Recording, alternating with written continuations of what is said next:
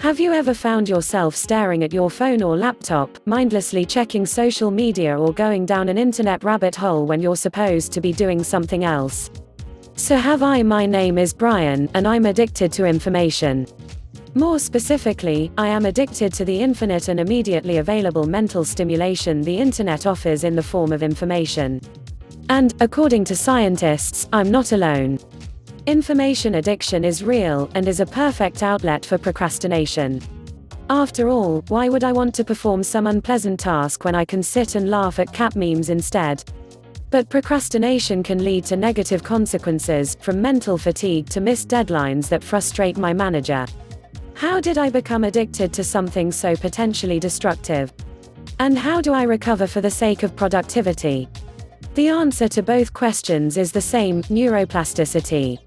What fires together wires together. Donald Hebb. Neuroplasticity. Neuroplasticity, discovered back in the 1940s by Donald Hebb, is how the brain changes, for better or worse, in response to repeated experience.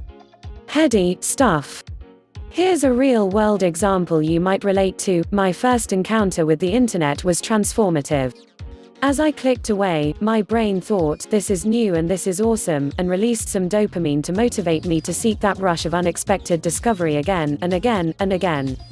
As hours of web surfing went by, I became less tolerant of enduring boring, difficult, or stressful tasks and began choosing distraction over productivity. In other words, I wired my brain for procrastination. Yeah. I'll finish reading this later. Procrastination is a fact of life. According to Piers Steel, author of The Procrastination Equation, about 95% of people admit to putting off work. Perhaps the other 5% didn't get around to completing the survey.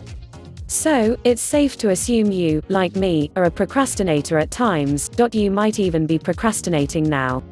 The good news is we can learn ourselves out of procrastination the same way we learned ourselves into it, by taking small, consistent actions that offer our brain a reward.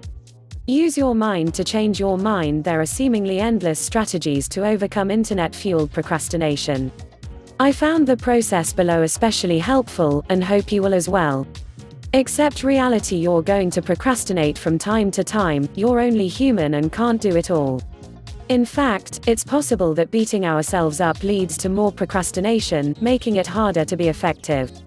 Have self-compassion and recognize there is a time for procrastination before and after your task, but for now you must focus. Disconnect from the internet. The internet and your smartphone will demand your attention subconsciously. You've trained your brain for that. Place your phone in another room, with notifications and sound off. If you have to work on your computer, turn Wi-Fi off. Be mindful. Take a few minutes to observe your thoughts and emotions. I find mindfulness meditation, particularly breathing meditation, a great tool for insight. When I began meditating, I held the common belief that to meditate correctly, my mind had to become totally blank. But to be truly mindful is to be aware of yourself without judgment. Noticing my thoughts and the emotions around them helps me understand what needs to be done next. Prioritize what's important. If, while observing, you noticed fear or anxiety around starting, or not finishing, a particular task, pay attention. These emotions are a great indicator of why you're procrastinating. Whether you think you're unable to do something well or simply want to avoid having to deal with it at all, use this insight to prioritize your tasks, and make the decision to work on one that seems especially difficult. Remember, the goal is not only to finish a task, but to make it easier to be productive in the future. Accomplishing difficult tasks will bring you the positive feelings necessary to rewire your brain. Focus on one thing at a time. Once you've decided where to begin, focus on how to organize the task into small pieces. SMART goals are a great tool here. Don't think about multitasking, this is single tasking. Keep your focus on one part of the task at a time to avoid being overwhelmed about the outcome of the final product and the work required to get there. Jump in. The hardest part of getting started is getting started. A lot of this is because of the way we judge our thoughts, dismissing our efforts before giving them a chance to develop. Let go of your expectations and judgments and just begin. Sometimes you can find a shortcut to help overcome the initial obstacles to productivity. For instance, templates are a great way to remove the stress of staring at a blank page. Every task likely has a similar hack to ease you into action. Take a timed break. If you feel yourself getting overwhelmed, take a break.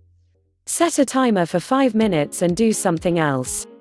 You could return to breathing to clear your mind again, do some jumping jacks to get your blood flowing, or go outside for some fresh air, but do not allow yourself to check the internet or your phone.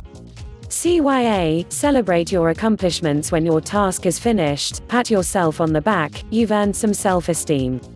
Procrastination is usually a response to the unpleasant feelings associated with a task. Rewiring your brain requires sending yourself different messages. Recognizing that you can move through difficult emotions and accomplish your tasks is crucial to replacing your negative thought patterns. Each success rewires your brain so that the next time you're faced with a difficult task, you will approach it with more confidence, patience, and focus, and less urge to check your phone. Don't worry about perfection. Once your task is done, let it go. I could write this blog a million times, a million ways, and it would never be perfect. That's just part of the deal. Accept imperfection, value the effort, and keep moving on to your next task.